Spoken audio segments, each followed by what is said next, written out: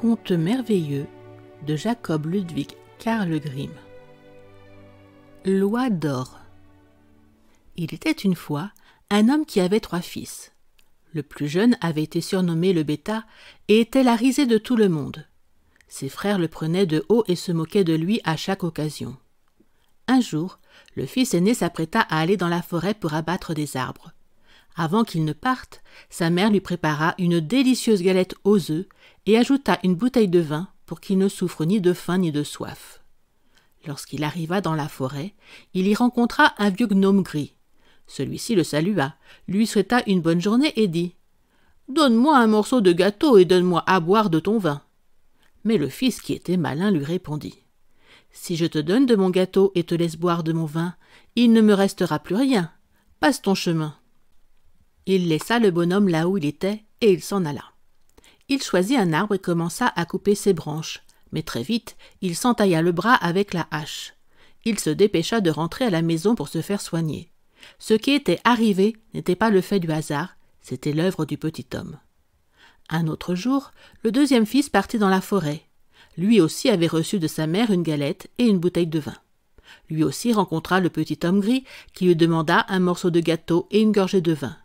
Mais le deuxième fils répondit d'une manière aussi désinvolte que son frère aîné « Si je t'en donne, j'en aurai moins. Passe ton chemin. » Il planta le petit homme là et s'en alla.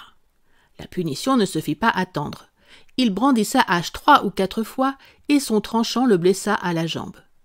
Peu de temps après, le bêta dit « Papa, laisse-moi aller dans la forêt. Moi aussi je voudrais abattre des arbres. » « Pas question, répondit le père.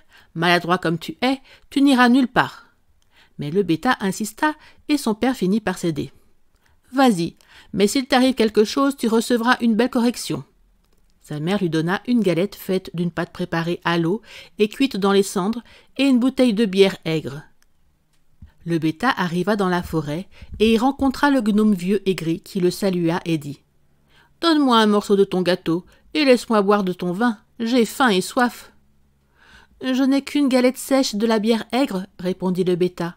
Mais si cela te suffit, asseyons-nous et mangeons. » Ils s'assirent, et le bêta sortit sa galette qui soudain se transforma en un somptueux gâteau et trouva du bon vin à la place de la bière aigre. Ils mangèrent et burent, puis le vieux bonhomme dit « Tu as bon cœur et tu aimes partager avec les autres. C'est pourquoi je vais te faire un cadeau. Regarde le vieil arbre, là-bas.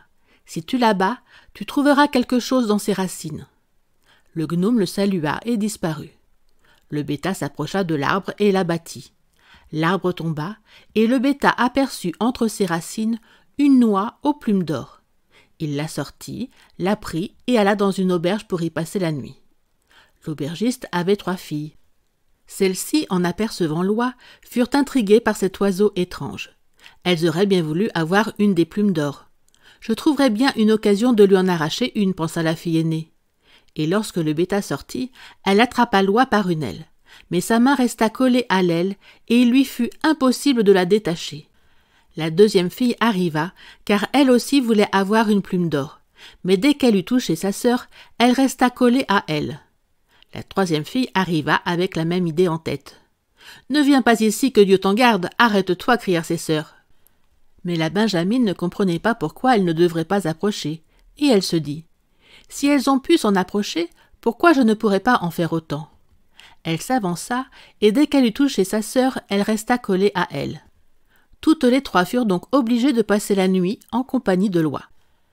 Le lendemain matin, le bêta prit son oie dans les bras et s'en alla, sans se soucier des 3 filles qui étaient collées.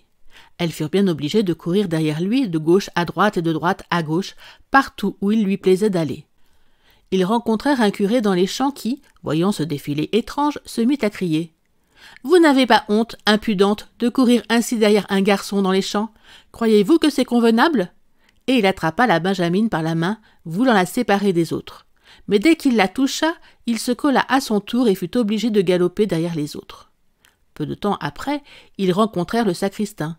Celui-ci fut surpris de voir le curé courir derrière les filles et cria « Dites-moi, monsieur le curé, où courez-vous ainsi? Nous avons encore un baptême aujourd'hui, ne l'oubliez pas. » Il s'approcha de lui et le prit par la manche, et il ne put plus se détacher. Tous les 5 couraient ainsi, les uns derrière les autres, lorsqu'ils rencontrèrent de paysans avec des bêches qui rentraient des champs. Le curé les appela au secours, leur demandant de les détacher, lui et le sacristain. Mais à peine eurent-ils touché le sacristain que les 2 paysans furent collés à leur tour. Ils étaient maintenant 7 à courir derrière le bêta avec son oie dans les bras. Ils arrivèrent dans une ville où régnait un roi qui avait une fille si triste que personne n'avait jamais réussi à lui arracher un sourire. Le roi proclama donc qu'il donnerait sa fille à celui qui réussirait à la faire rire. Le bêta la prit et aussitôt il se dirigea au palais avec son oie et toute sa suite. Dès que la princesse aperçut ce défilé étrange, les uns courant derrière les autres, elle se mit à rire très fort. Le bêta réclama aussitôt le mariage, mais le roi n'avait pas envie d'un tel gendre. Il tergiversait et faisait des manières pour déclarer finalement que le bêta devait d'abord trouver un homme qui serait capable de boire une cave pleine de vin. Le bêta pensa que le petit bonhomme gris serait certainement de bons conseils et consentirait peut-être à l'aider, et il partit dans la forêt. À l'endroit précis où se trouvait l'arbre abattu par le bêta était assis un homme au visage triste. Le bêta lui demanda ce qu'il avait.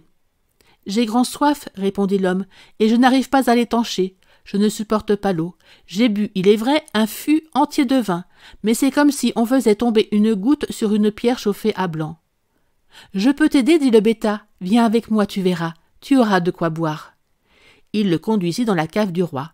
L'homme commença à boire le vin, et il but, jusqu'à en avoir mal au ventre. À la fin de la journée, il avait tout bu. Le bêta réclama de nouveau le mariage, mais le roi biaisait encore. Un tel simplet, un tel dadais, comme d'ailleurs même son nom l'indiquait, pourrait-il devenir le gendre d'un roi? Il inventa donc une nouvelle épreuve. Le bêta devrait d'abord lui amener un homme capable de manger une montagne de pain. Le bêta n'hésita pas une seconde et partit dans la forêt. À l'endroit habituel était assis un homme qui serrait sa ceinture avec un air très contrarié. « J'ai mangé une charrette de pain, mais à quoi bon quand on a faim comme moi? Mon estomac est toujours vide, et je dois toujours serrer ma ceinture. » Le bêta fut très heureux de l'apprendre et lui dit gaiement « Lève-toi et suis-moi, tu verras, tu mangeras à satiété. » Il amena l'affamé dans la cour royale. Entre-temps, le roi fit apporter toute la farine du royaume et ordonna d'en faire une montagne de pain. L'homme de la forêt s'en approcha et se mit à manger. À la fin de la journée, il avait tout englouti, et le bêta, pour la 3e fois, demanda la main de la princesse. Mais le roi se déroba encore en demandant à son futur gendre de trouver un bateau qui saurait aussi bien se déplacer sur l'eau que sur la terre.